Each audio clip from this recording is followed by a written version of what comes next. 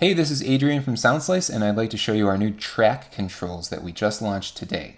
So previously on our site, this is an old version of our site, you could click on Settings in the lower right, and you would see all the instruments used in the score. This one has just lead guitar and clarinet. And you could toggle the staff and the tab for both of the tracks. So here I'm going to remove the clarinet entirely. Here I'm just going to show the standard notation for both.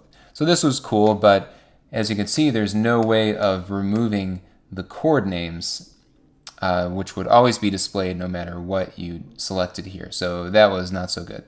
So fast forward to today, I'll bring up the new version of the site. Boom, same transcription. This, by the way, is Coquette by Gonzalo Vergara that you can buy from our Pitch Perfect store. Some awesome gypsy jazz. So now if you click Settings, you don't see the tracks here. Instead, you see each track on the left, and it is attached to the notation on the left as you scroll up and down.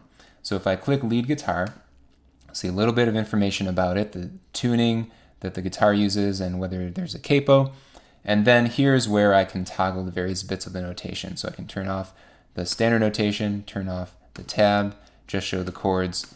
I'll put them back on. And you can toggle the chords. So by default, we display the name and the chart. If you click once, it'll just display the name, which is obviously much more compact in case you already know how to finger the chords. And then if you click again, it'll get rid of the chords entirely. And then finally, we have the synth options here. This is brand new also, and it applies to our synth player. Now, by default, if the real recording is available, you'll hear a real recording if you press play, but you can always click that and choose synth to choose the MIDI sound that's automatically generated from the notation.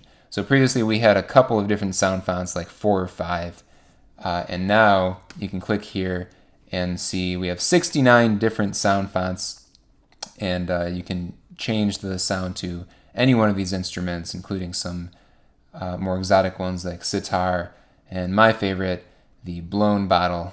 No, that one actually is kind of dumb because it's very cheesy, but you can play around with it if you want.